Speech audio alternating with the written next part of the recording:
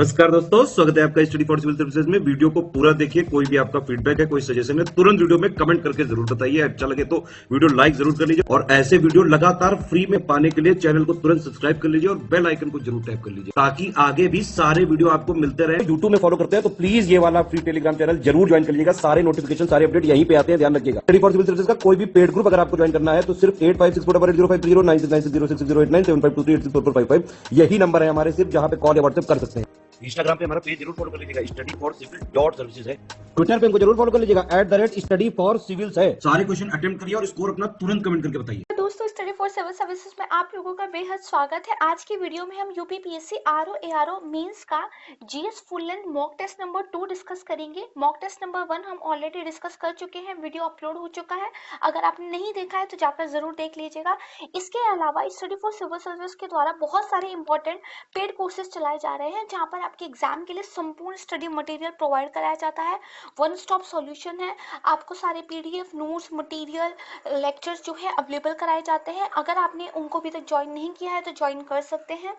सारी details description box में दी गई है, वहां पर जाकर आप हमारी टीम से कांटेक्ट कर सकते हैं। ठीक है, तो चलिए शुरू करते हैं आज का वीडियो। हमारा जो सबसे पहला क्वेश्चन है वो आधुनिक भारत के इतिहास से है।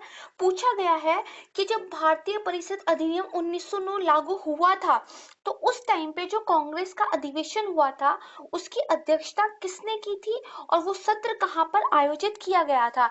तो देखिए, जो भारतीय परिषद अधिनियम 1909 है, जब ये लागू किया गया था तो लाहौर में 1909 में कांग्रेस के एक सत्र का आयोजन किया गया था जिसकी अध्यक्षता जो है मदन मोहन मालवीय जी ने की थी। ठीक है, तो इसका जो आंसर हो जाएगा वो ए हो जाएगा। नेक्स्ट क्वेश्चन पे आ जाइए कि भारतीय राष्ट्रीय कांग्रेस का वो सत्र जब राष्ट्रीय योजना समिति का गठन किया गया था वो कब और कहाँ आयोजित किया गया था, आपको ये बताना है। तो देखिए, 1938 में कांग्रेस का हरिपुरा का अधिवेशन हुआ था जिसकी अध्यक्षता सुभाष चंद्र बोस ने की थी और इसी दौरान जो है राष्ट्रीय योजना समिति की स्थापना की गई थी। तो आंसर नंबर सी हो जाएगा। नेक्स्ट आ जाइए, समाचार पत्र के बारे में पूछा गया है कि जो समाचार पत्र प्रताप है उसका संपादन किसके द्वारा किया गया था, यानी कि किसने उसको एडिट किया था। साथ में बॉम्बे क्रॉनिकल के एडिटर के बारे में भी पूछा गया है। तो देखिए, कुछ इंपॉर्टेंट न्यूज़पेपर के बारे में पहले जान लेते हैं। एक वंदे मातरम न्यूज़पेपर है, 1905 में निकलता था और जो अरविंद घोष थे उन्होंने इसको जो है बेसिकली एडिट किया था। फिर इसके बाद 1910 में बॉम्बे क्रॉनिकल समाचार पत्र निकलता था, फिरोज शाह मेहता इसके साथ जुड़े हुए हैं। 1913 की बात करें तो प्रताप समाचार पत्र, जिसको जो है गणेश शंकर विद्यार्थी इनके द्वारा संपादित किया गया था। एक और इम्पोर्टेंट है 1881 का, ठीक है, केसरी, जो कि मराठी लैंग्वेज का एक समाचार पत्र था और आप सभी जानते होंगे कि बाल गंगाधर तिलक के द्वारा इसको जो है संपादित किया गया था। तो यहाँ से जो आपका आंसर है वो कौन सा निकल आएगा, गणेश शंकर विद्यार्थी और फिरोज शाह मेहता। नेक्स्ट क्वेश्चन पे आ जाइए, पूछा गया है कि कौन सा विकल्प सही जो है मैच किया गया है। ठीक है, कुछ युद्ध दिए गए हैं और उन युद्धों से रिलेटेड कुछ संधियां दी गई है, आपको बताना है। तो द्वितीय कर्नाटक का जो युद्ध है वो देखिए पौंडीचेरी की संधि से समाप्त हुआ था। तृतीय कर्नाटक का युद्ध जो है वो पेरिस की संधि से समाप्त हुआ था और जो बक्सर की लड़ाई है इलाहाबाद की संधि से समाप्त हुई थी और प्रथम मराठा युद्ध जो है वो पुरंदर की संधि से समाप्त हुआ था। तो यहाँ पे जो आंसर नंबर बी है वो सही हो जाएगा। नेक्स्ट क्वेश्चन में आ जाइए, पूछा गया है कि कौन सा युद्ध जो है वो बेसिन की संधि और राजपुर घाट की संधि के द्वारा एंड हुआ था। और साथ में पूछा गया है कि जो चौथा आंग्ल मैसूर युद्ध था उसके बाद में कौन सी संधि यानी कि कौन सी ट्रीटी पे जो है साइन किए गए थे। तो देखिए, जो चौथा आंग्ल मैसूर युद्ध है ये 1799 के आसपास हुआ था और जो मद्रास की संधि है वो हुई थी लगभग 1769 में। तो ये तो इसका आंसर नहीं हो सकता। सूरत की जो संधि हुई है वो 1775 में हुई थी। ठीक है, इसके अलावा बेसिन की संधि 1802 में हुई थी और राजपुर घाट की संधि 1806 में हुई थी और ये दोनों ही संधियां जो द्वितीय मराठा युद्ध है उसके बाद हुई थी। ठीक है, इसके अलावा जो चौथा आंग्ल मैसूर युद्ध है इसके बाद श्री श्रीरंगपट्टनम की संधि जो है कंक्लूड हुई थी। तो इन सारी इंफॉर्मेशन के बाद हमारा जो आंसर निकल के आता है वो निकल जाता है डी। ठीक है, नेक्स्ट पे आ जाइए। कुछ जो है ट्रीटीज दी गई हैं उनको आपको क्रोनोलॉजिकल ऑर्डर में लगाना है। ठीक है, इलाहाबाद की संधि, सालबाई की संधि, बेसिन की संधि और ऑक्सलाई ला चैपल की संधि। तो इलाहाबाद की संधि देखिए 1765 के में हुई थी। उसके बाद सालबाई की संधि की बात करें तो 1782 में हुई थी। बेसिन की संधि 1802 में हुई थी और जो आइक्सला चैपल की संधि है 1748 में हुई थी। यहां से अगर आप आंसर निकालेंगे तो आंसर नंबर सी आपका राइट आंसर हो जाएगा। नेक्स्ट क्वेश्चन, इस बार जो गवर्नर जनरल्स हैं उनको एक आपको क्रोनोलॉजिकल ऑर्डर में लगाना है। तो देखिए देखते हैं, जो सर जॉर्ज बार्लो थे वो बेसिकली 1805 से लेकर 7 तक रहे थे। लॉर्ड मिंटो तो ये 1807 से लेकर लगभग 13 तक रहे थे। लॉर्ड हेस्टिंग्स ये 1813 से लेकर 1828 या 23 तक रहे थे। और जो लॉर्ड एमोहर्स्ट हैं वो देखिए 1823 से लेकर 1828 तक रहे थे। ठीक है, तो यहाँ से जो आपका आंसर है वो निकल के कौन सा हो जाएगा, answer number C for second third fourth. Next पे आ जाइए, कुछ वायसराय हैं उनको क्रोनोलॉजिकल ऑर्डर में लगाना है। अगर हम लॉर्ड नॉर्थ ब्रुक की बात करें तो देखिए ये 1872 से 1876 तक थे।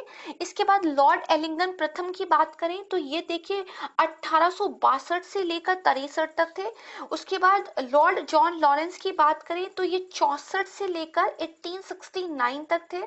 और लॉर्ड मेयो जो थे वो 1869 से लेकर 1872 तक थे। ठीक है, यहाँ से अगर हम अपना आंसर निकालेंगे तो जो आंसर नंबर ई है वो सही हो जाएगा। नेक्स्ट क्वेश्चन पे चलते हैं। पूछा गया है कि इनमें से कौन सा जो विकल्प है वो लॉर्ड मेयो से संबंधित नहीं है। तो देखिए, जो भारतीय सांख्यिकी सर्वेक्षण की स्थापना की थी, जो कृषि और वाणिज्य विभाग की स्थापना हुई थी, साथ में जो राज्य स्तरीय रेलवे की शुरुआत की गई थी, तीनों ही लॉर्ड मेयो के द्वारा किया गया था। लेकिन अगर वाणिज्य और उद्योग विभाग की बात करें तो जो लॉर्ड कर्जन थे उनके द्वारा ये किया गया था। ठीक है, तो यहाँ से आपका आंसर कौन सा निकल जाएगा, answer number C. Next question पे आ जाइए। पूछा गया है कि कौन से वायसराय के शासनकाल में विलियम हंटर की अध्यक्षता में शिक्षा आयोग की स्थापना जो है की गई थी। तो देखिए, जो हंटर आयोग है ये 1882 में आया था। लॉर्ड रिपन इस टाइम पर जो है वायसराय थे और इन्होंने विलियम हंटर की ही अध्यक्षता में एक शिक्षा आयोग की नियुक्ति की थी। इसका उद्देश्य क्या था, देखिए इससे पहले वुड्स डिस्पैच आया था। कब आया था, 1854 में आया था। और कुछ कंप्लेंट आ रही थी कि वुड डिस्पैच को जो है इम्प्लीमेंट नहीं किया गया है, तो इसको देखना इसका एक उद्देश्य था। दूसरा, जो एलिमेंट्री एजुकेशन होती है, प्राइमरी जो शिक्षा होती है उसकी समीक्षा करना भी इसका उद्देश्य था। ठीक है, उसके बाद नेक्स्ट पूछा गया है कि भारतीय राष्ट्रीय कांग्रेस की स्थापना वो किस वायसराय के शासनकाल में की गई थी। तो उस टाइम पे लॉर्ड डफरिन थे। इन दोनों इंफॉर्मेशन से आपका जो आंसर है वो बी हो जाएगा। नेक्स्ट क्वेश्चन पे आ जाइए। इसमें से जो विकल्प सही नहीं है वो आपको चुनना है। तो देखिए, कांग्रेस का लखनऊ अधिवेशन 1916 में हुआ, ठीक है। साबरमती आश्रम की स्थापना 1916 में हुआ, ये भी ठीक है। चंपारण सत्याग्रह की शुरुआत भी 1916 में है, बिल्कुल ठीक है।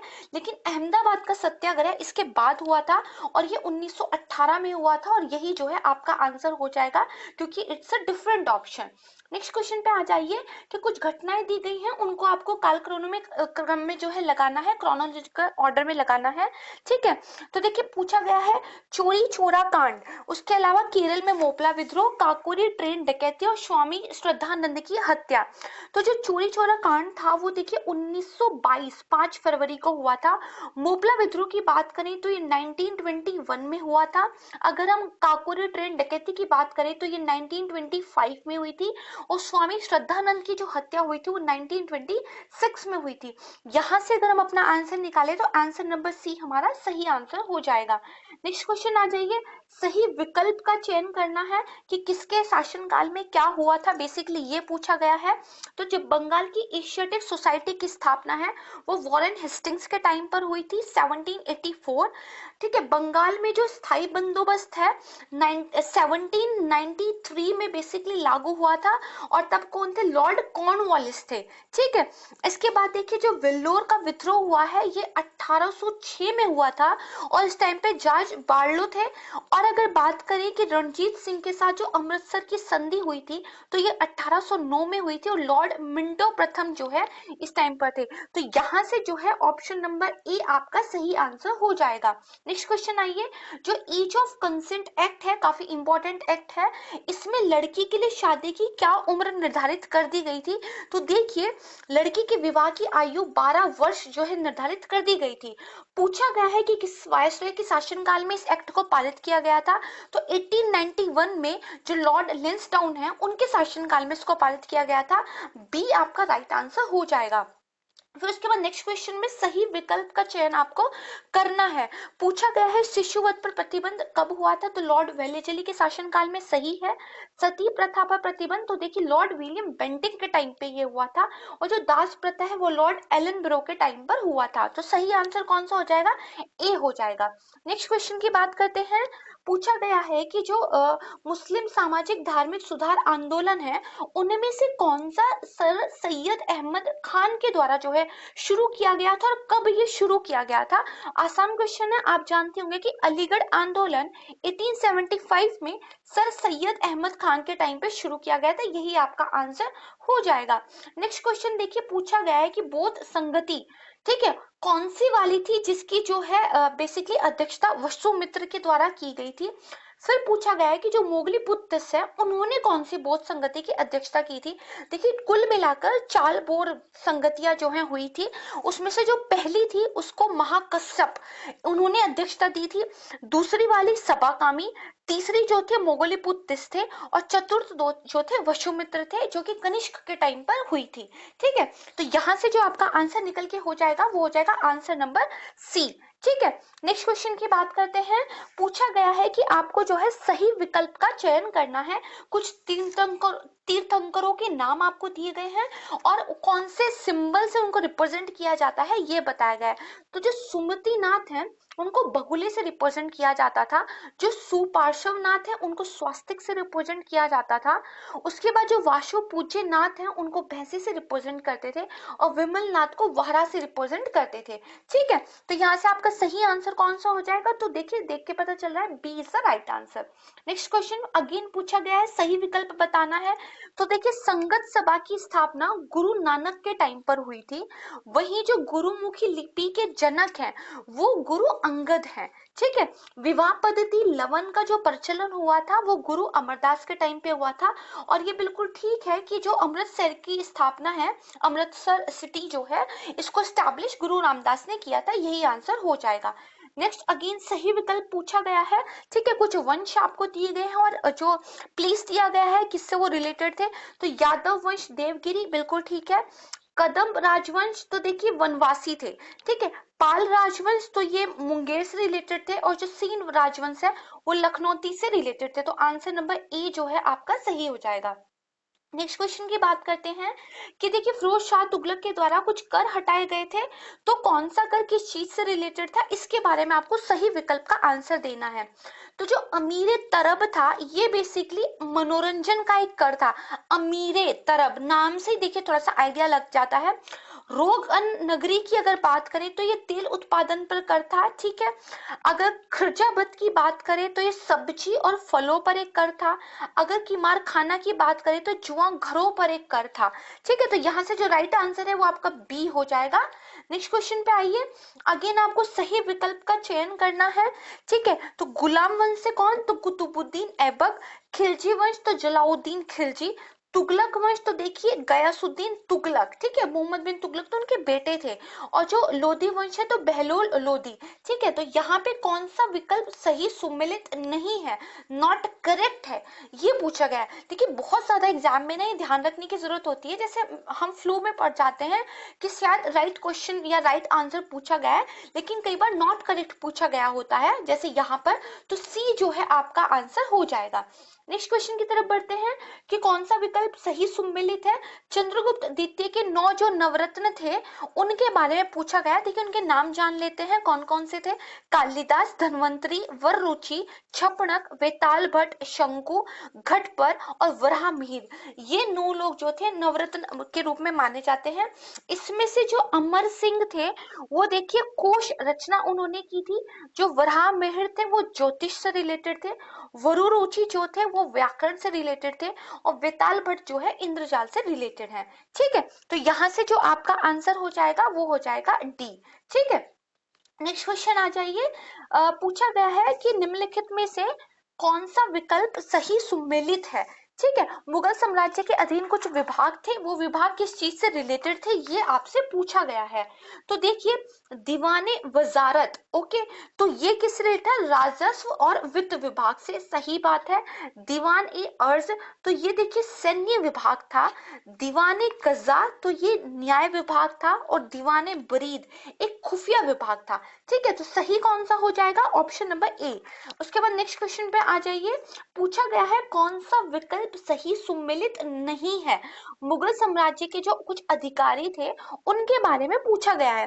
तो जो मीर मुंशी था वो एक शाही पत्राचार से रिलेटेड थे, सही बात है। उसके बाद जो वकिया नवीस है, ठीक है, ये समाचार संवाददाता थे। उसके बाद जो मुशर्रिफ ए मुमालिक है, ठीक है, ये बेसिकली क्या होते थे, महालेखाकार होते थे। मुस्तौफ ए मुमालिक जो होते थे ये महालेखा परीक्षक होते थे। ठीक है, तो नहीं पूछा गया है तो बी जो है आंसर हो जाएगा, क्योंकि जो वकिया नवीस होते थे वो कौन होते थे, समाचार संवाददाता होते थे। नेक्स्ट क्वेश्चन आ जाइए, फिर से नॉट करेक्ट पूछा गया है। ठीक है, कुछ राष्ट्रीय उद्यान आपको दिए गए हैं और जगह का नाम दिया गया है। तो जो गूगामल राष्ट्रीय उद्यान है ये कहाँ पर है, महाराष्ट्र में है, सही बात है। किबुल लामझाओ राष्ट्रीय उद्यान मणिपुर में है, बहुत फेमस है। यहाँ पर तैरती हुई फुमडी पाई जाती है, उसकी वजह से ये काफी चर्चा में रहता है। अपने आप में बड़ा यूनिक सा प्लेस है, तो इसको ध्यान रखिएगा। इसके बाद जो दाचीगाम राष्ट्रीय उद्यान है तो आप सभी जानते होंगे जम्मू कश्मीर में है। और जो नामदफा राष्ट्रीय उद्यान है तो ये तो आपको पता ही होगा, ये अरुणाचल प्रदेश में ही है। तो यहाँ से आपका कौन सा ऑप्शन सी जो है आंसर हो जाएगा। अगेन जो है पूछा गया है नॉट करेक्ट विकल्प सही सुमेलित नहीं है। ठीक है, तो जो मयूर झरना हाथी अभयारण्य है यानी कि एलिफेंट रिजर्व है, तो ये देखिए पश्चिम बंगाल में है, ठीक बात है। उसके बाद मयूरभंज हाथी अभयारण्य नाम से ही ठीक पता चल रहा है ये उड़ीसा में है, सही बात है। उसके बाद देखिए लेमुर हाथी अभयारण्य, तो ये छत्तीसगढ़ में है, ये भी बात ठीक है। उसके बाद देखिए जो तिमोर पिंगला हाथी अभयारण्य है बताया गया झारखंड में, तो ये या नहीं है, ये बेसिकली छत्तीसगढ़ में है। तो यही जो है आपका आंसर हो जाएगा। ठीक है, नेक्स्ट क्वेश्चन पे आ जाइए। पूछा गया है कि किस नदी पर मैथन बांध का निर्माण जो है किया गया है, और पूछा गया है कि कौन सा बांध कावेरी नदी पर बनाया गया है। तो देखिए जो मैथन बांध है वो बराकर नदी पर बनाया गया है। इसके अलावा कावेरी नदी पर मेट्टूर बांध बनाया गया है, बहुत ज्यादा न्यूज में है, बहुत इंपॉर्टेंट है। दो और की बात कर लेते हैं, बनास नदी पर बीसलपुर बांध बनाया गया है और भागीरथी नदी पर टिहरी बांध है, ये आपको पता ही है। तो आंसर आपका ए यहाँ से हो जाएगा। ठीक है, नेक्स्ट क्वेश्चन पे आ जाइए। पूछा गया है कि वो स्थान बताइए जहाँ पर जो अलकनंदा नदी है वो धौली गंगा नदी से मिलती है और फिर उसे किस रूप में जो है जाना जाता है। फिर उन्होंने बोला है कि वो स्थान बताइए जहाँ पे अलकनंदा नदी पिंडर से मिलती है और उसे किस नाम से जो है जाना जाता है। देखिए जो अलकनंदा नदी धौली गंगा नदी से मिलती है उसको विष्णु प्रयाग के नाम से जाते हैं, और जहां पर अलकनंदा नंदाकिनी से मिलती है तो नंदाकिनी से याद रखिएगा उसको नंद प्रयाग के नाम से जानते हैं, और जहां पर अलकनंदा पिंडर नदी से मिलती है उसको कर्ण प्रयाग के नाम से जानते हैं, और जहां पर अलकनंदा मंदाकिनी से मिलती है उसको रुद्र प्रयाग के नाम से जानते हैं। तो यहाँ से जो आपका आंसर है वो सी हो जाएगा। ठीक है, नेक्स्ट क्वेश्चन आ जाइए। अवरोही क्रम यानी कि डिसेंडिंग ऑर्डर में जो है आपको लगाना है, यानी कि कौन सा युद्ध कब हुआ था। तो देखिए घाघरा का जो युद्ध था वो 1529 में हुआ था। चौसा का युद्ध था तो 1539 में हुआ था, इंपॉर्टेंट है। कन्नौज का युद्ध है तो 1540 में हुआ था। तालीकोटा अगेन इंपॉर्टेंट वन 1565 में हुआ था। यहाँ से अगर आप इनको डिसेंडिंग ऑर्डर में लगाएंगे तो जो आपका आंसर है वो डी जो है हो जाएगा। ठीक है, नेक्स्ट क्वेश्चन पे आ जाइए। आपको बताना है कि कौन सा विकल्प सही सम्मिलित है। यहाँ पे कुछ इंटरनेशनल जो है इंस्टीट्यूट दिए हुए हैं और उनके सामने प्लीज दिया हुआ है। तो अगर बात करें विश्व खाद्य कार्यक्रम की, तो ये रोम इटली में है। संयुक्त राष्ट्र विश्वविद्यालय ये टोक्यो जापान में है। अंतरराष्ट्रीय दूरसंचार संघ जो है ये जिनेवा स्विट्जरलैंड में है। और संयुक्त राष्ट्र विश्व पर्यटन संगठन ये मैड्रिड स्पेन में है। तो सही केवल सी दिया हुआ है, यही आंसर हो जाएगा।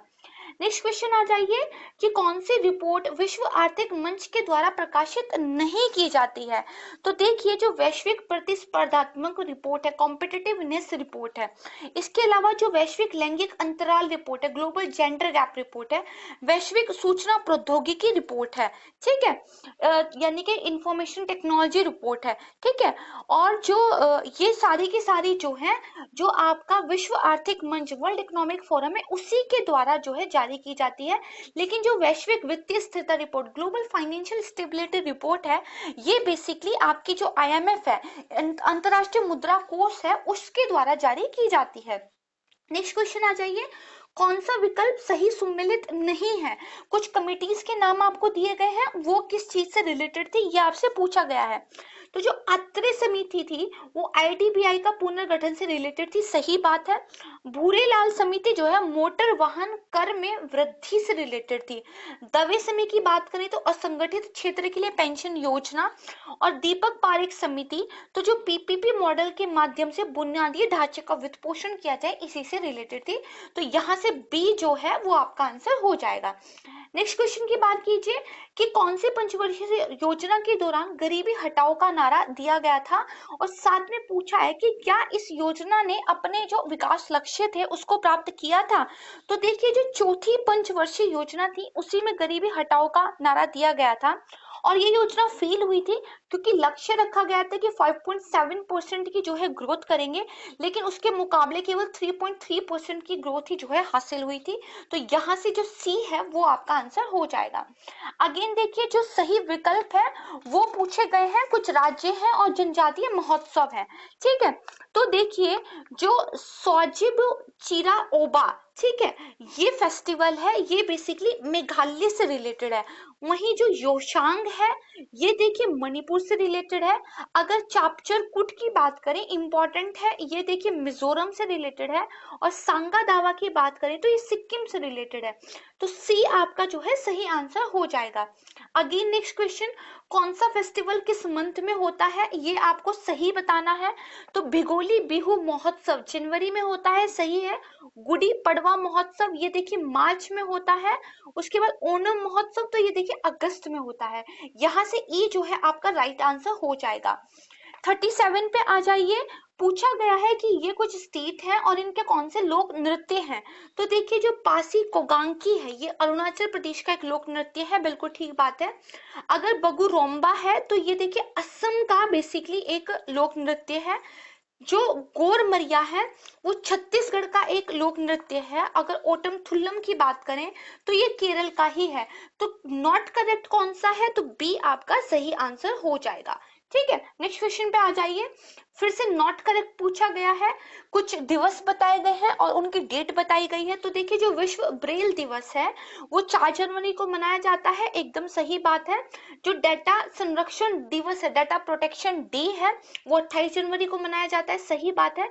विश्व दलहन दिवस 10 फरवरी को सेलिब्रेट किया जाता है। और जो विश्व मृदा दिवस है यानी कि वर्ल्ड सॉइल डे है, ये 5 नवंबर को नहीं 5 दिसंबर को सेलिब्रेट किया जाता है और यही इसका आंसर हो जाएगा। नेक्स्ट क्वेश्चन की बात करते हैं कि जो गलत विकल्प है उसका आपको चयन करना है, ठीक है।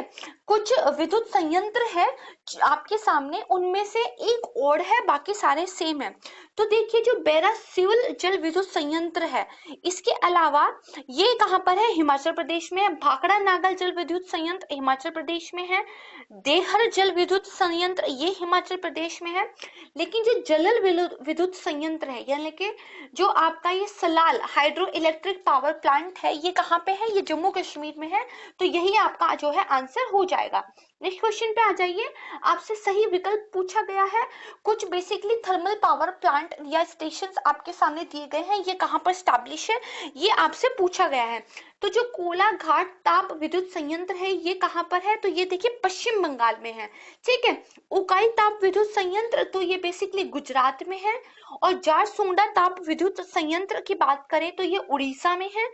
ठीक है, और सीपत ताप विद्युत संयंत्र की बात करें तो ये छत्तीसगढ़ में है।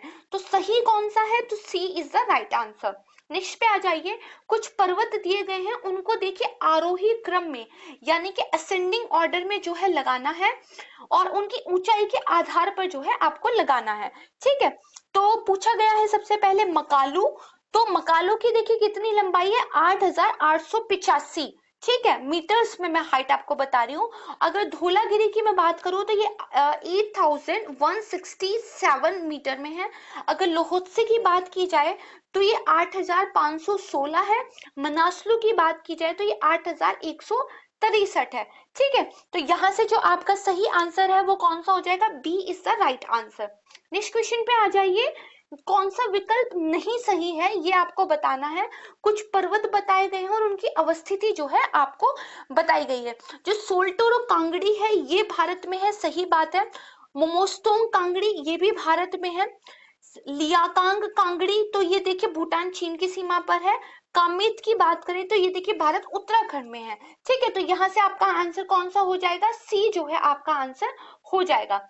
नेक्स्ट क्वेश्चन आ जाइए, पूछा गया है कि कौन सा विकल्प जो है करेक्ट नहीं है। कुछ पर्वत शिखर दिए गए हैं, उनके सामने राज्य दिए गए हैं। ठीक है, तो जो सोमेश्वर किला है, ठीक है, ये कहाँ पर है, बिहार में है, सही बात है। सोनसोगोर ये गोवा में है, सही बात है। जो रियोपुर किला है ये देखिए मेघालय में नहीं, ये हिमाचल प्रदेश में अवस्थित है। धूपगढ़ वेरी इजी मध्य प्रदेश में है। ठीक है, तो यहाँ से सी आपका सही आंसर हो जाएगा। नेक्स्ट क्वेश्चन की बात करते हैं कि कौन सा विकल्प सही सुमेलित नहीं है। ये पूछा गया है, कुछ मरुस्थल आपके सामने दिए गए हैं, उनकी लोकेशन आपके सामने दी गई है।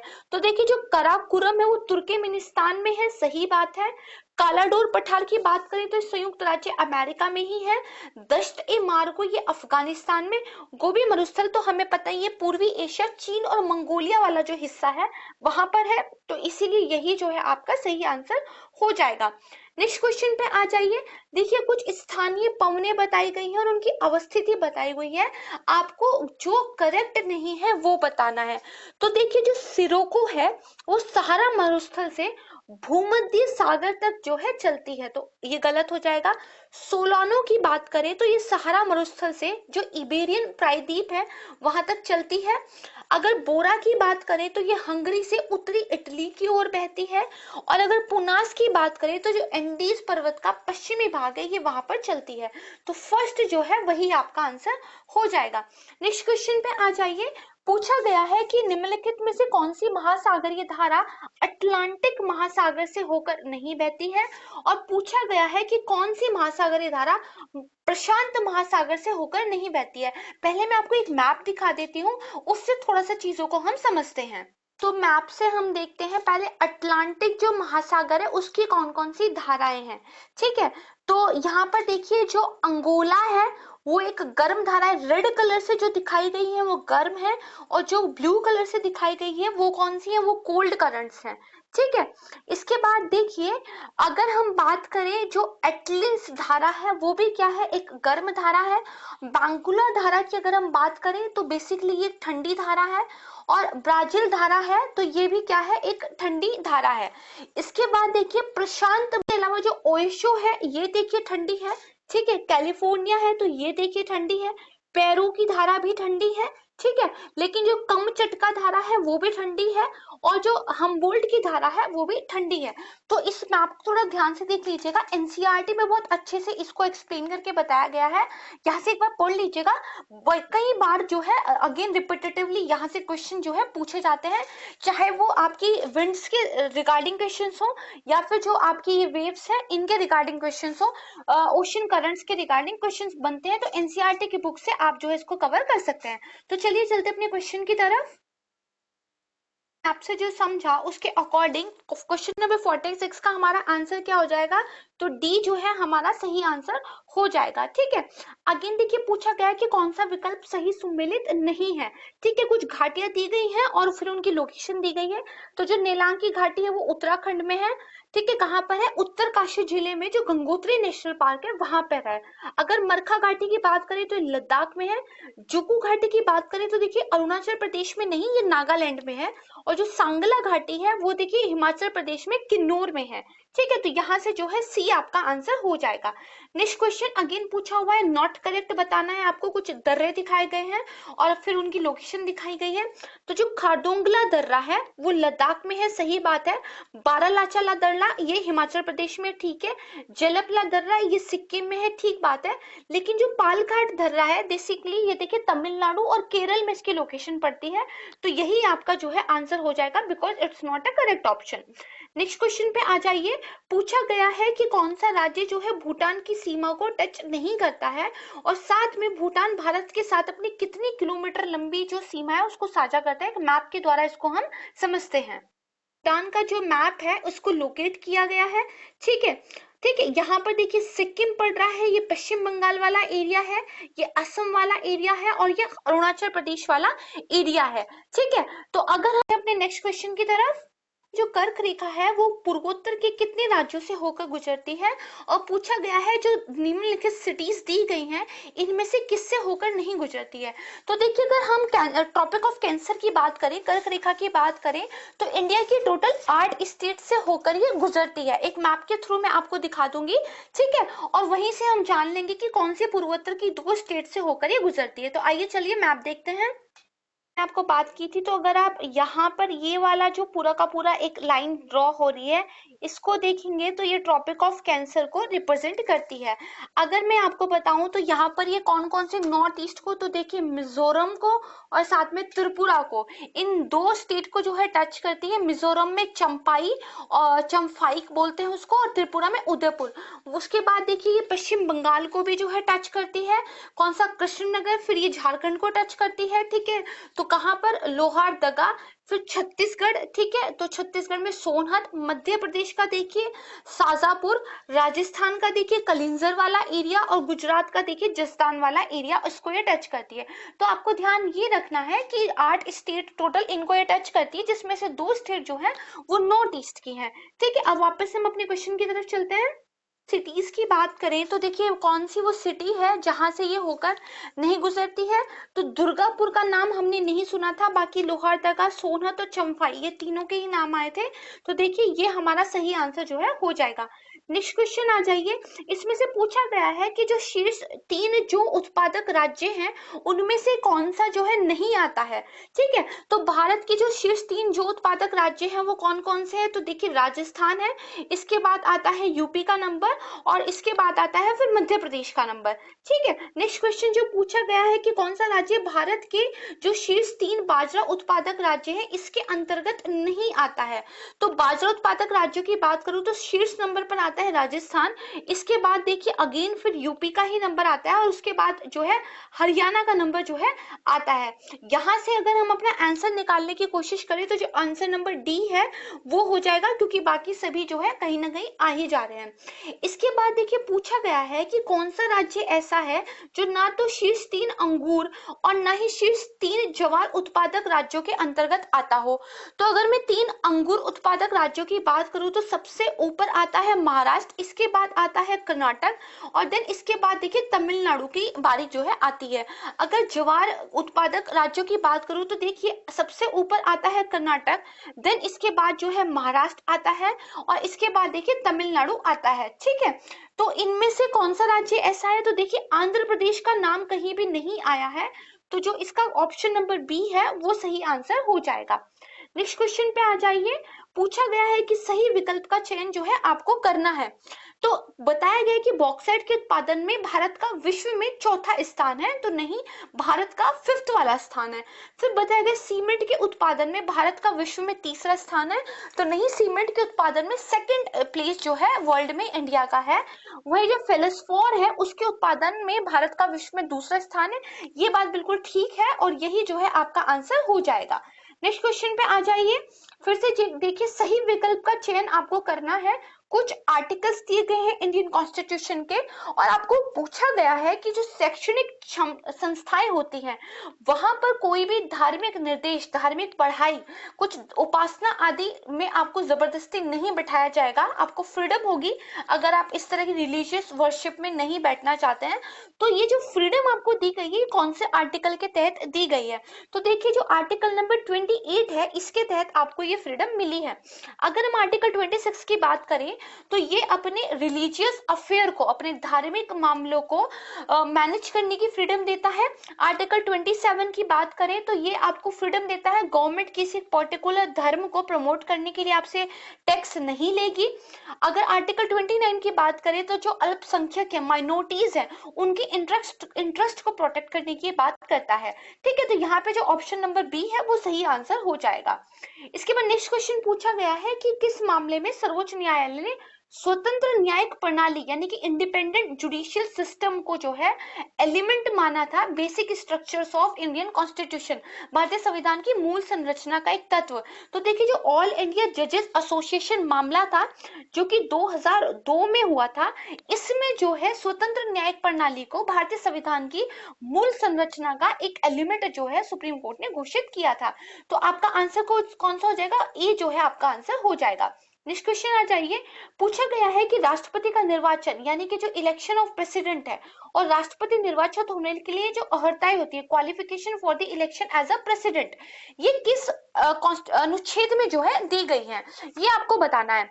तो देखिए जो अनुच्छेद 54 है, ठीक है, आर्टिकल नंबर 54 ये राष्ट्रपति के निर्वाचन से संबंधित है। जो आर्टिकल नंबर 56 है ये राष्ट्रपति की पदावधि से रिलेटेड है। जो आर्टिकल नंबर 58 है ये राष्ट्रपति के निर्वाचन होने की अर्हता क्वालिफिकेशन से रिलेटेड है। जो आर्टिकल नंबर 61 है वो राष्ट्रपति पर महाअभियोग की प्रक्रिया चलाने से रिलेटेड है। तो यहां से देखेंगे तो जो आंसर नंबर बी है वो जो है आपका सही आंसर हो जाएगा। ठीक है, नेक्स्ट क्वेश्चन पे आ जाइए। इस बार आपको जो है गलत विकल्प का चयन जो है करना है। आर्टिकल नंबर 124 तो सर्वोच्च न्यायालय की स्थापना गठन हुआ है, सही बात है। आर्टिकल नंबर 120 तो संसद में प्रयोग की जाने वाली भाषा, बिल्कुल ठीक बात है। आर्टिकल नंबर 78 तो देखिए राष्ट्रपति का अभिभाषण नहीं होगा, राष्ट्रपति का जो अभिभाषण है वो आर्टिकल नंबर 87 में आता है। और वही आर्टिकल नंबर 78 ये कहता है कि प्रधानमंत्री की जिम्मेदारी होगी कि वो जो प्रेसिडेंट है उनको अप टू डेट रखें, उनको सारी जानकारी बताएं। अगर आर्टिकल नंबर 76 की बात करें तो भारत के न्यायवादी, ये बिल्कुल सही बात है। तो ऑप्शन नंबर सी जो है आपका राइट आंसर हो जाएगा। नेक्स्ट क्वेश्चन आ जाइए। पूछा गया है कि कौन सा विकल्प जो है सही सम्मिलित है। तो भारत का नियंत्रक और महालेखा परीक्षक इनके जो कंप्ट्रोलर और ऑडिटर जनरल ऑफ इंडिया है, तो ये देखिए आर्टिकल नंबर कौन सा है, तो ये 148 है। राज्यपाल के रूप में नियुक्ति होने के लिए अर्हताएं क्वालिफिकेशन की बात करें तो ये आर्टिकल नंबर 157 है। राज्य के लिए महाधिवक्ता इसकी बात करें तो ये आर्टिकल नंबर 165 है। और राज्यपाल का विशेष अभिभाषण special address by the governor, ये आर्टिकल नंबर 176 ही है। तो सही आंसर भी यही जो है हो जाएगा। अगेन आ जाइए। जो 3 प्रकार की देखिए आपकी कॉन्स्टिट्यूशन में सूचियां दी गई हैं। पहली कौन सी है? एक संघ सूची है जो केंद्र सरकार के विषय है वो बताए गए हैं। फिर एक राज्य सूची है जो राज्य सरकार है उनके विषय। फिर एक समवर्ती सूची है जिस पर दोनों कानून बना सकते हैं। ठीक है, तो यहाँ पर देखिए संघ सूची की बात हो रही है। पूछा गया है कि संघ सूची का विषय कौन सा नहीं है। तो प्रत्यर्पण जो होता है, एक्सट्रेडिशन जो होता है, डाकघर, बचत bank, post office, saving bank, निगम कर, कॉर्पोरेशन टैक्स, इसके बाद उच्च न्यायालयों का संगठन, organisation of the high court, ये सारे के ही सारे जो है संघ सूची यूनियन लिस्ट में आते हैं। ठीक है, तो बेसिकली कोई भी आंसर इसमें से करेक्ट नहीं है। ठीक है, उसके बाद नेक्स्ट क्वेश्चन पे आ जाइए कि कौन सा जो है राज्य सूची का विषय नहीं है, ये पूछा है। ठीक है, तो यहाँ पर देखिए राज्य सूची की बात हो रही है तो जो लोक स्वास्थ्य स्वच्छता है ये राज्य सूची का है। अगर उद्योग इंडस्ट्रीज भी राज्य सूची में आती है, प्रति व्यक्ति कर ये भी राज्य सूची में आता है। ठीक है, लेकिन जो आर्थिक और सामाजिक योजना है, इकोनॉमिक और सोशल प्लानिंग है, ये देखिए समवर्ती सूची के अंदर जो है आता है। यही आपका आंसर हो जाएगा। नेक्स्ट क्वेश्चन की बात करते हैं। देखिए, स्वतंत्र भारत का जो पहला मंत्रिमंडल बना था 1947 में, उसमें कौन सदस्य ने किस विभाग को आधारित किया था, कौन सा पोर्टफोलियो हेल्ड किया था, ये आपको बताना है।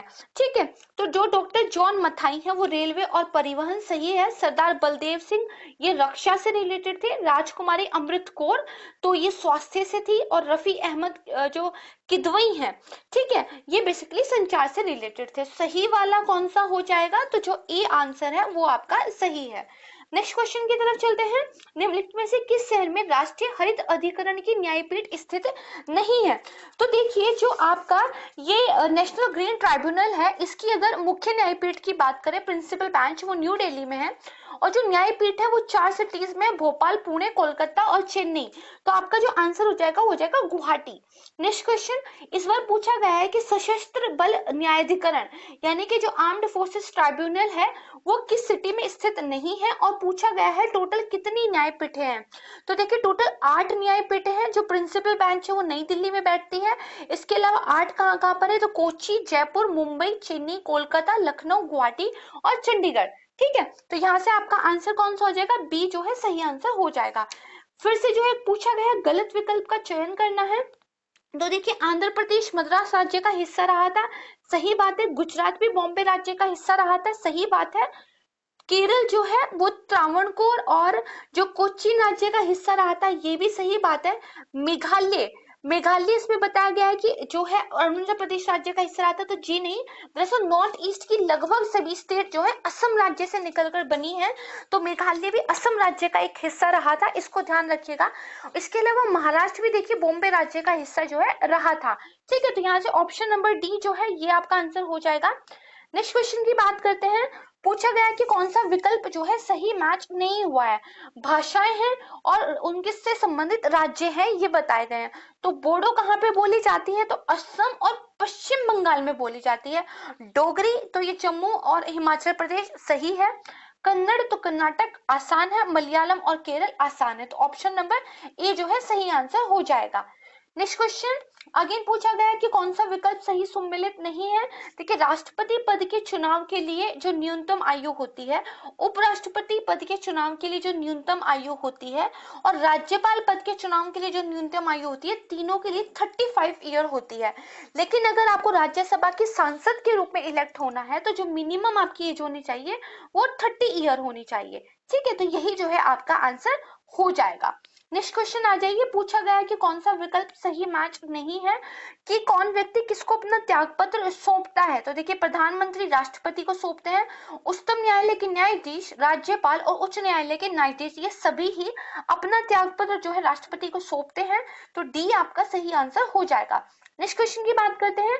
पूछा गया है कि कौन सा राज्य गोदावरी जल विवाद न्यायाधिकरण के अंतर्गत नहीं आता है, और पूछा गया है कि इस न्यायाधिकरण की स्थापना कब की गई थी। ठीक है, तो देखिए, स्थापना तो की गई थी 1969 में। और इसके अंदर कौन कौन आता है, तो महाराष्ट्र, कर्नाटक, आंध्र प्रदेश, मध्य प्रदेश और उड़ीसा। ठीक है, तो यहाँ से सही आंसर कौन सा हो जाएगा, बी, क्योंकि केरल नहीं आता। फिर पूछा गया है कि कौन सा विकल्प जो है सही सम्मिलित है। विटामिन जो B7 है उसको क्या बोलते हैं, तो बायोटिन बोलते हैं, बिल्कुल ठीक बात है। विटामिन ए आसान है, रेटिनोल इसको बोला जाता है। ठीक है, तो ये गलत हो जाएगा। विटामिन B1 तो B1 थायमिन कहलाता है, और विटामिन B3 तो ये नियासिन कहलाता है। तो option number B is the right answer. Next question पे आ जाइए। पूछा गया है कि कौन सा विटामिन जो है वसा में घुलनशील विटामिन नहीं है। ठीक है, तो देखिए, यहाँ पर विटामिन ए यानी कि रेटिनॉल, साथ में विटामिन डी यानी कि कैल्सिफेरॉल, और साथ में जो आपका विटामिन ई है टोकोफेरोल, और साथ में विटामिन के है जिसको फाइटोनेडियोन कहते हैं, ये सारे के सारे वसा में घुलनशील है। लेकिन वही विटामिन B12 जिसको कोबलामिन कहते हैं, ये वाटर में घुलनशील है। तो यही जो है आपका आंसर हो जाएगा। नेक्स्ट क्वेश्चन अगेन सही विकल्प का चयन करना है। ठीक है, विटामिन सी आपको क्या हेल्प करता है, तो देखिए, ये आयरन की कमी को रोकने में और साथ में आपकी जो रोग प्रतिरोधक क्षमता होती है, इम्यूनिटी होती है, उसको बढ़ाने में हेल्प करता है। विटामिन डी की बात करें तो ये कैल्शियम का मैनेजमेंट करता है, और साथ में ब्लड के अंदर फास्फोरस का जो लेवल होता है उसका मैनेज करता है। विटामिन ई की बात करें तो ये स्किन को मॉइस्चराइज करता है, और साथ में घाव बढ़ने में हेल्प करता है। ठीक है, तो सही विकल्प कौन सा हो जाएगा, तो C is the right answer. Next question पे चलते हैं। अगेन सही विकल्प कौन सा है पूछा गया है, किसने किसकी खोज की थी। तो हाइड्रोजन की खोज किसने की थी, तो देखिए जो बेसिकली हेनरिक कैवेंडिश है उन्होंने की थी। ऑक्सीजन तो जोसेफ प्रिस्टले सही है। जेरोक्स मशीन, ठीक है, तो चेस्टर कॉलसन इन्होंने इसकी खोज की थी। और इंसुलिन की खोज जो है सर फेडरिक बेटिंग ने की थी, ठीक है। तो आंसर नंबर बी जो है यही आपका आंसर हो जाएगा। नेक्स्ट क्वेश्चन पे आ जाइए, कौन सा विकल्प सही सुमेलित है ये पूछा गया है। तो देखिए जो चेचक है वो वेरिसीला जोस्टर वायरस की वजह से होता है। प्लेग पोर्सिला पेस्टिस, ठीक है। इसके अलावा जो पर्टुसिस है बेसिकली काली खांसी, वो किसकी वजह से, तो बॉर्डेला पर्टुसिस। और इसके अलावा प्लेग मैंने आपको बता दिया, ठीक है। तो जो 73 क्वेश्चन है इसका ए आंसर हो जाएगा, क्योंकि बाकी जो है एक दूसरे के साथ गलत मैच जो है दिया गया है। इसके बाद 74 कौन सा विकल्प सही सुमेलित नहीं है। कुछ जनजातियां दी गई है, स्टेट दी गई है। तो लाखेर जनजाति मिजोरम है, सही बात है। नागालैंड मिकर जनजाति ये भी ठीक है। उरांव जनजाति ये उड़ीसा में है, सही बात है। लेकिन देखिए जो भूटिया जनजाति है ये सिक्किम से संबंधित है, यही आपका आंसर हो जाएगा। फिर पूछा गया है कि कौन सा विकल्प सही मैच नहीं करता है। तो देखिए स्टर्लिंग सिल्वर, ये सिल्वर और कॉपर सही बात है। उसके बाद बेल मेटल तो तांबा और टिन का मिक्सचर, सही बात है। क्वाइन मेटल तो तांबा और निकल का मिक्सचर, ठीक है। उसके बाद शोल्डर मेटल तो टिन और लेड का मेटल, ये ठीक है। तो answer number C is the right answer.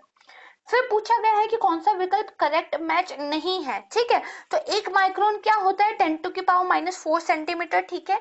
Nanometre देखिए 10 टू की पावर -7 सेंटीमीटर होता है, ठीक है। एक एंगस्ट्रॉम की बात करें तो 10 टू की पावर -8 सेंटीमीटर होता है। एक फर्मी 10 टू की पावर -13 सेंटीमीटर होता है, सही बात है। तो बेसिकली जो आपका जो बी है वो सही आंसर हो जाएगा, ठीक है। नेक्स्ट पे आ जाइए। अगेन आपको नॉट करेक्ट बताना है। एक पिकोग्राम क्या होता है, 10 टू की पावर 12, सही बात है, ठीक है। अच्छा इसमें आपको राइट बताना है, ओके। एक माइक्रोग्राम क्या होता है, तो 10 टू की पावर 6 होता है। एक नैनोग्राम क्या होता है, तो 10 टू की पावर -9 होता है। और एक फेम्टोग्राम होता है तो ये 10 टू की पावर -15 होता है, ठीक है। तो सही कौन सा होगा, एक पिकोग्राम, ठीक है। नेक्स्ट आ जाइए। अगेन आपको सही विकल्प का चयन करना है। कुछ भौतिक राशियां दी हुई हैं, फिजिकल क्वांटिटीज दी हुई हैं और यूनिट बताई हुई है। तो विद्युत धारिता देखिए इसको फैरेड से बेसिकली मापते हैं। ज्योति फ्लक्स तो ये ल्यूमेन से। चुंबकीय क्षेत्र तो गॉस। और ज्योति तीव्रता तो जो है कैंडेला। तो सही आंसर कौन सा हो जाएगा, डी। नेक्स्ट क्वेश्चन पे आ जाइए कि किस माध्यम में जो प्रकाश की गति होती है वो सबसे ज्यादा तेज होती है, मीटर पर सेंटीमीटर में आपको बताना है, ठीक है। तो देखिए कांच की जो बेसिकली कांच के अंदर जो प्रकाश की गति होती है वो 2 इंटू 10 टू की पावर 8 होती है। हीरे में ये बढ़ जाती है, रॉक सॉल्ट में थोड़ा सा और बढ़ जाती है, और तारपीन के तेल में ये लगभग 2 गुनी यानी कि 2.04 इंटू 10 टू की पावर 8 जो है हो जाती है। अच्छा मैंने थोड़ा सा एक्चुअली आपको डिफरेंट बता दिया है यहाँ पे। जो बेसिकली सबसे कम होती है वो हीरे में होती है, उसके बाद रॉक सॉल्ट में होती है, उसके बाद कांच में होती है, देन तारपीन के तेल में होती है। तो सही आंसर क्या हो जाएगा, तारपीन का तेल जो है सही आंसर हो जाएगा। नेक्स्ट क्वेश्चन पे आ जाइए। क्वेश्चन नंबर 80 पूछा गया है कि जो पदार्थ हैं उनका जो अपवर्तनांक है, ठीक है, यानी कि उनका जो रिफ्रैक्टिव इंडेक्स है उसके बेस पे उनको आरोही क्रम में यानी कि असेंडिंग ऑर्डर में आपको लगाना है। तो जल का रिफ्रैक्टिव इंडेक्स करीब 1.33 होता है। क्राउन कांच की बात करें तो करीब 1.52 होता है। फ्लिंट कांच की बात करें तो 1.65 होता है। अगर हीरे की बात करें तो 2.42 के लगभग होता है। तो यहाँ से आपका जो आंसर है वो निकल के कौन सा हो जाएगा, ए इज द राइट आंसर। फिर देखिए पूछा गया है कि कौन सी गैस में जो ध्वनि की गति होती है वो 25 डिग्री सेल्सियस पर सबसे ज्यादा होती है, ठीक है। तो देखिए हाइड्रोजन, हीलियम, ऑक्सीजन और सल्फर डाइऑक्साइड, तो सबसे कम होती है सल्फर डाइऑक्साइड में, उससे ज्यादा ऑक्सीजन में, उससे ज्यादा हीलियम में, और सबसे ज्यादा जो है ये हाइड्रोजन में होती है। यही आपका आंसर हो जाएगा। फिर पूछा गया है कि कौन सा सेल जो है वो विद्युत वाहक बल जो है सबसे कम उसका होता है।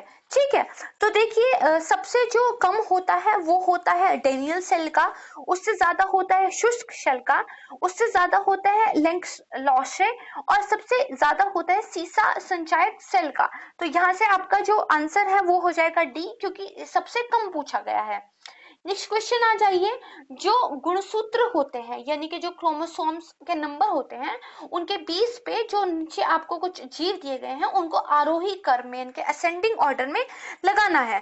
तो बिल्ली के जो क्रोमोसोम्स होते हैं वो 38 होते हैं, चिंपैंजी के अंदर लगभग 48 होते हैं, मानव के अंदर आपको पता ही होगा 46 होते हैं, और कुत्ते में सबसे ज्यादा 78 होते हैं। यहाँ से अगर आप अपना आंसर निकालेंगे तो ये आपका सही आंसर हो जाएगा। नेक्स्ट क्वेश्चन आ जाइए, आपसे जो है सही विकल्प पूछा गया है कि कौन सा कलर जो है किस चीज की वजह से आता है। तो जो आलू का हरा रंग है ये बेसिकली सोलेनिन की वजह से आता है, मिर्च का लाल रंग ये कैप्सिनेथिन की वजह से आता है, गाजर का जो लाल रंग है ये जो है एंथोसाइनिन की वजह से आता है, वही टमाटर का लाल रंग जो है वो लाइकोपिन जो है इसकी वजह से आता है। तो सी आपका सही आंसर हो जाएगा। नेक्स्ट आ जाइए, अगेन आपको सही विकल्प बताना है। ठीक है, कुछ रोग हैं वो किस वजह से होते हैं कमी से, वो आपको बताना है। तो मटर में मॉश रोग बोरोन की कमी से, फूल गोभी में व्हिप टेल रोग मॉल्बिडम की कमी से हो जाता है, आम में लिटिल लीफ रोग मैग्नीज की कमी से, और चुकंदर में जो होता है हॉट रॉट रोग वो जस्ते की कमी से हो जाता है। ठीक है, तो ये हो गया। नेक्स्ट में आ जाइए कि जो आई थिंक इसमें से सही आपको बताना है। मैं अगेन आपको बता देती हूँ कि 85 वाला जो क्वेश्चन था पे जो है कुछ रोग दिए गए हैं और उनके सामने जो है एक कुछ जो है पदार्थ दिया गया है।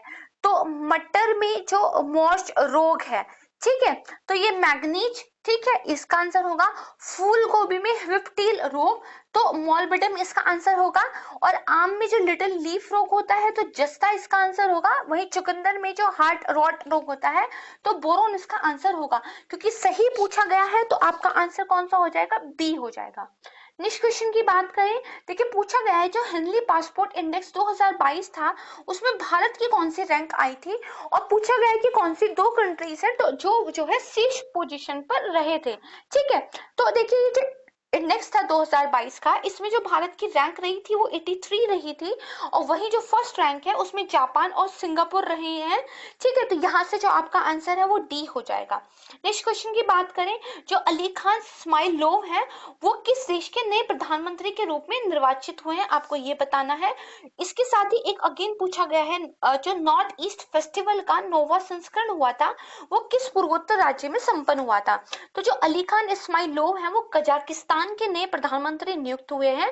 वहीं नॉर्थ ईस्ट फेस्टिवल का नोवा संस्करण गुवाहाटी असम में जो है संपन्न हुआ था। तो आंसर हो जाएगा आपका सी। बढ़ते हैं अगले क्वेश्चन की तरफ। पूछा गया है कि कौन सा राज्य इंडिया स्किल्स प्रतियोगिता 2021 के शीर्ष 3 करते हैं। पूछा गया है कि जल मेट्रो परियोजना वाला भारत का पहला शहर कौन बन गया है, और पूछा गया है कि भारत का पहला हेली हब ये कहाँ स्टैब्लिश किया जाएगा। तो जो कोच्चि है वो दरअसल भारत का पहला जल मेट्रो वाला राज्य बन गया है, और भारत का जो हेली हब है वो गुरुग्राम में स्टैब्लिश किया जाएगा। देखिए हेली हब क्या होता है, ये अपने आप में एक अलग प्रकार का इंफ्रास्ट्रक्चर है, और हेलीकॉप्टर से रिलेटेड जितनी भी फैसिलिटीज होती हैं उन सबको जब आप एक प्लेस पे ले आते हैं तो उसको ही हेली हब का नाम बेसिकली दे देते हैं। ठीक है, तो यहाँ से जो आपका आंसर निकल जाएगा वो हो जाएगा ए। नेक्स्ट क्वेश्चन आ जाइए कि निम्नलिखित में से सही विकल्प का जो है चयन करना है। 2021 में समय पे प्रदर्शन यानी कि टाइम की पंक्चुअलिटी को लेकर किसको जो है किस हवाई अड्डे को जो है क्या रैंक मिली है ये आपको बताना है। ठीक है, तो देखिए जो पहली रैंक मिली है वो मियामी हवाई अड्डे को मिली है, और ये कहाँ पर है, संयुक्त राज्य में है। दूसरी रैंक की बात की जाए तो फुकुओका हवाई अड्डा, नाम से पता चल रहा है जापान का है। तीसरी रैंक जो है हानेडा हवाई अड्डे को मिली है, ये भी अगेन जापान का है। और आठवीं रैंक देखिए चेन्नई हवाई अड्डे को मिली है, ये भारत से है। ठीक है, तो सही विकल्प जो दिया गया है वो कौन सा है, तो बी बेसिकली सही विकल्प हो जाएगा। नेक्स्ट क्वेश्चन की बात करते हैं। पूछा गया है कि कौन से दो देशों की नौसेनाओं के बीच में बंगाल की खाड़ी में 27वां हर साल होने वाला cooperation afloat readiness and training समुद्री अभ्यास शुरू किया गया था। तो देखिए, जो अमेरिकी नौसेना है और जो बांग्लादेशी नौसेना है, उनमें बंगाल की खाड़ी में 27वां वार्षिक cooperation afloat readiness and training समुद्री अभ्यास जो है हुआ था। तो आंसर कौन सा हो जाएगा? ए हो जाएगा। नेक्स्ट क्वेश्चन की तरफ बढ़ते हैं। पूछा गया है कि जो वर्ल्ड एथलेटिक्स था, उसमें women of the year award से किसको सम्मानित किया गया है? तो एथलीट अंजू बॉबी जॉर्ज जो है, उनको ये अवार्ड मिला है। फिर पूछा गया किस राज्य को भारतीय अंतरराष्ट्रीय व्यापार मेला 2021 का जो 40वां संस्करण था, उसमें गोल्ड मेडल दिया गया है? तो देखिए, जो 14th एडिशन हुआ इंडियन इंटरनेशनल ट्रेड फेयर 2021 का, उसमें बिहार ने जो है गोल्ड मेडल जीता है। तो यहाँ से आपका आंसर क्या हो जाएगा? Answer number C. Next question, Bharat दिसंबर 2022 में जो है G20 की अध्यक्षता को ग्रहण करेगा। ठीक है, तो कहाँ पे ये आपको बताना है। इसके अलावा मतलब वो जो G20 का सम्मेलन है 2022 वाला, वो कहाँ पे हो रहा है। और पूछा गया है कि भारत जो है पहली बार G20 लीडर समिट का आयोजन कब करेगा। तो देखिए, दिसंबर 2022 में इंडोनेशिया में जो ये समिट हुआ था, G20 की अध्यक्षता भारत के द्वारा की गई थी। अगर G20 लीडर समिट की बात करें तो भारत में इसका आयोजन जो है 2023 में होगा। तो यहाँ से जो हमारा आंसर है वो हो जाता है डी। नेक्स्ट क्वेश्चन, पूछा गया है कि उत्तर प्रदेश के किस जिले में दूरदर्शन केंद्र के अर्थ स्टेशन का उद्घाटन किया गया है। तो ये देखिए, गोरखपुर जिले में हुआ है। इसके बाद पूछा गया है कि केंद्र सरकार के अनुसार कौन से वर्ष तक भारत में जो है 9 परमाणु रिएक्टर हो जाएंगे। तो केंद्रीय गवर्नमेंट कह रही है कि 2024 तक हमारा जो टोटल न्यूक्लियर रिएक्टर है वो 2024 तक जो है 9 हो जाएंगे। ठीक है, तो आंसर नंबर बी आपका जो है राइट आंसर हो जाएगा। नेक्स्ट क्वेश्चन आ जाइए, जो उद्योगपति रतन टाटा हैं, उन्हीं को एक असम भाइव पुरस्कार दिया गया है। किस राज्य ने दिया है? तो देखिए, नाम से ही आपको पता चल रहा होगा कि असम भाइव है, तो असम ने ही दिया होगा। ठीक है, नेक्स्ट क्वेश्चन पूछा गया है कि जो पियरे ओलिवियर गॉरिंचन्स है, ठीक है, उनको अगले मुख्य अर्थशास्त्री के रूप में नियुक्त किया गया है कौन से इंस्टीट्यूट में। ठीक है, तो अंतरराष्ट्रीय मुद्रा कोष में बेसिकली इनको नियुक्त किया गया है। तो जो ऑप्शन नंबर ए है ये आपका राइट आंसर यहाँ पर हो जाएगा। नेक्स्ट क्वेश्चन की बात करते हैं, कौन सा विकल्प सही मैच नहीं है? किसके बारे में? राज्य ऊर्जा दक्षता सूचकांक 2020 के बारे में आपको बताना है। तो देखिए, राज्य ऊर्जा दक्षता सूचकांक में जो कर्नाटक है उसको फर्स्ट पोजीशन मिली है, राजस्थान को सेकंड पोजीशन मिली है, जो हरियाणा है उसको बेसिकली थर्ड पोजीशन मिली है, और उसके बाद पंजाब जो है इसको फोर्थ पोजीशन मिली है। तो यहाँ से जो सही आंसर है वो सी हो जाएगा। नेक्स्ट क्वेश्चन की बात करते हैं 97th की।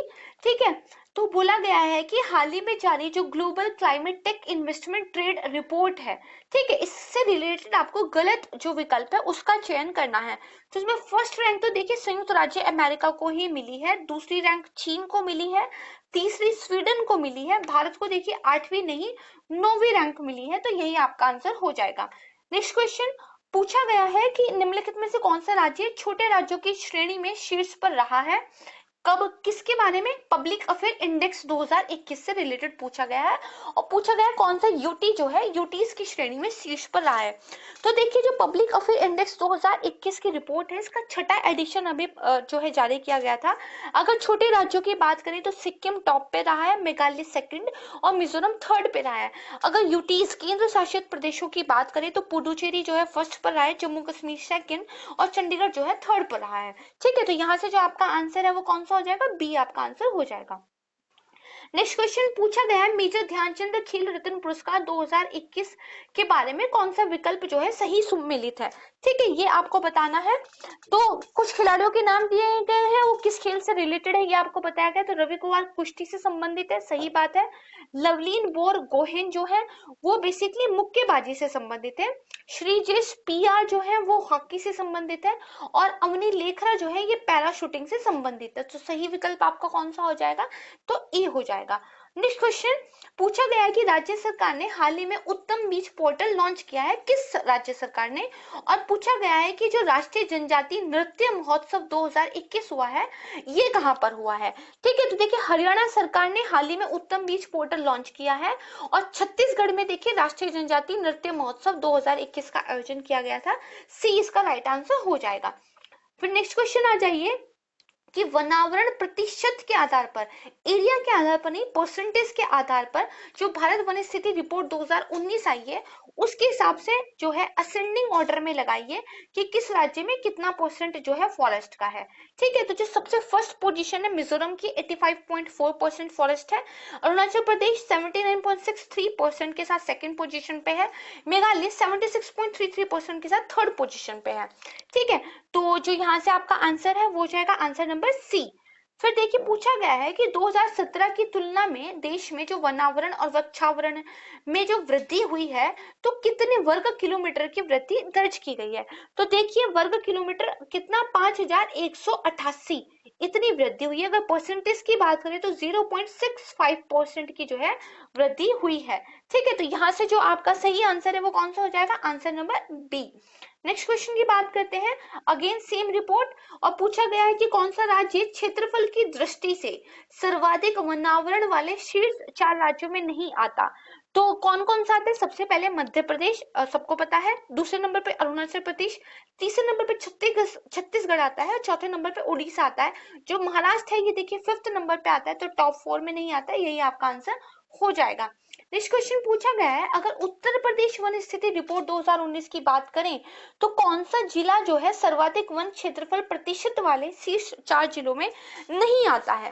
ठीक है, तो यहाँ पर देखिए जो सर्वाधिक वन क्षेत्रफल वाले 5 शीर्ष जिले हैं उसमें सबसे ऊपर है सोनभद्र, फिर है चंदौली, फिर है पीलीभीत, अगेन मिर्जापुर और चित्रकूट। तो यहाँ पर जो है चित्रकूट टॉप 4 में नहीं आता, यही आंसर हो जाएगा। अगेन इसी रिपोर्ट के रिलेटेड पूछा गया है कि सर्वाधिक वन क्षेत्रफल वृद्धि जहां पर हुई है वो शीर्ष 2 जिलों का नाम बताए, तो देखिए सहारनपुर और मुजफ्फरनगर, इनमें जो है वृद्धि हुई है, ये आपका आंसर हो जाएगा। नेक्स्ट पूछा गया है कि आपको गलत विकल्प बताना है। किगाली संशोधन जो देखिए मॉन्ट्रियल प्रोटोकॉल से रिलेटेड है, जो HFC को रोकने के लिए बेसिकली लागू होता है ना, जो हमारी ओजोन लेयर है उसको प्रोटेक्शन करने के लिए। तो ये 2016 सही बात है। मिनीमाता कन्वेंशन जो पारे के दुष्प्रभावों को रोकने के लिए लाया गया था, ये 2013 में आया था, सही बात है। रोटरडैम कन्वेंशन जो हजार्डस केमिकल होते हैं उसके इंपोर्ट को बेसिकली रेगुलेट करता है, ये 1998 में आया था। ठीक है, नागोया प्रोटोकॉल बायोलॉजिकल डाइवर्सिटी से रिलेटेड है, 2010 में आया था, सही बात है। ऑप्शन नंबर सी जो है सही आंसर हो जाएगा। फिर देखिए सही विकल्प आपको बताना है, राजकोषीय उत्तरदायित्व और बजट प्रबंधन अधिनियम। तो ये देखिए 2002 में जो है बेसिकली लागू हुआ था। धन शोधन निवारण अधिनियम 2002, सही बात है। विदेशी मुद्रा प्रबंधन अधिनियम ये 1999 में हुआ था, और इसके बाद बीमा विनियामक और विकास प्राधिकरण अधिनियम ये भी 1999 में हुआ था। तो सही कौन सा है? Only B is the right answer. Next आ जाइए, जल जीवन मिशन ग्रामीण का उद्देश्य किस साल तक ग्रामीण जो परिवार हैं उनको एक एक्टिव नल जल कनेक्शन प्रदान करना है? आर्थिक सर्वेक्षण 2020-21 इस बारे में क्या कहता है? तो देखिए जल जीवन ग्रामीण मिशन कहता है कि 2024 तक हर ग्रामीण परिवार को एक कार्यात्मक नल जल का कनेक्शन जो है दे दिया जाएगा, यही इसका आंसर हो जाएगा। फिर देखिए पूछा गया है कि भारत सरकार की बाह्य देनदारी एक्सटर्नल जो डेप्ट है गवर्नमेंट पे वो जीडीपी का कितना परसेंटेज? फिर पूछा गया है कि भारत सरकार की निजी देनदारी जो प्राइवेट डेप्ट है वो जीडीपी का कितना परसेंटेज है? तो देखिए हमारे जो एक्सटर्नल डेप्ट है वो बहुत ज्यादा नहीं है, ये केवल 2.7% ऑफ द जीडीपी ही है। और अगर भारत की जो है देनदारी की बात करें तो ये सकल घरेलू उत्पाद की करीब 68.1% है। इसमें से जो निजी देनदारी है वो जीडीपी की जो है 54.8% है। ठीक है, तो यहाँ से जो सही आंसर हो जाएगा वो हो जाएगा ए। नेक्स्ट क्वेश्चन पे आ जाइए, पूछा गया है कि जो हमारा देश है उसमें अप्रैल नवंबर 2020 के आंकड़ों की बात करें तो टॉप की इंपोर्ट जो 3 कंट्रीज थी उनमें किसका नाम जो है नहीं आता है? ठीक है। तो जो टॉप इंपोर्ट डेस्टिनेशंस हैं उनमें सबसे ऊपर है चीन, दूसरे नंबर पे है संयुक्त राज्य अमेरिका, तीसरे नंबर पे है संयुक्त अरब अमीरात और फिर फोर्थ नंबर पे जो है हांगकांग है। तो यहाँ से आपका आंसर जो है डी हो जाएगा। इसके बाद देखिए कुछ आपके एप्टीट्यूड रीजनिंग वगैरह से क्वेश्चंस हैं, इनके मैं आंसर्स आपको बता देती हूँ, इनको आप आराम से सॉल्व कीजिएगा। ठीक है, क्वेश्चन नंबर 11 जो है इसका आंसर डी होगा। इसके बाद क्वेश्चन नंबर जो 112 है, ठीक है, इसकी बात करें तो इसका आंसर ए हो जाएगा। क्वेश्चन नंबर 13 की अगर बात की जाए तो जो इसका आंसर है वो बेसिकली कौन सा हो जाएगा, क्वेश्चन नंबर 13 का 113 का, तो ये सी हो जाएगा। फिर क्वेश्चन नंबर 114 की बात करें तो इसका सही आंसर बी होगा। ठीक है, क्वेश्चन नंबर 115 की बात की जाए तो इसका सही आंसर डी होगा। ठीक है, इसके बाद अगर हम कौन सा है इसका मैंने आपको बता दिया है 115 का, तो डी होगा, ध्यान रखिएगा। ठीक है, इसके बाद 100 नंबर जो 16 है इसकी बात की जाए तो देखिए 116 में option number A is the right answer. ठीक है, अगर 117 की बात की जाए तो बी इसका सही आंसर होगा। 118 की बात की जाए तो जो डी है वो इसका आंसर होगा। और 119 जो है तो ए इसका सही आंसर है। और लास्ट का जो आज का क्वेश्चन है हमारा 120, इसका जो सही आंसर है वो सी है। तो मुझे उम्मीद है कि यहाँ तक चीजें आपको समझ में आई होगी, काफी सारे फैक्ट्स हमने कवर किए हैं और आपको थोड़ा ये भी आइडिया लगा होगा कि किस प्रकार का प्रश्न पत्र जो है आता है।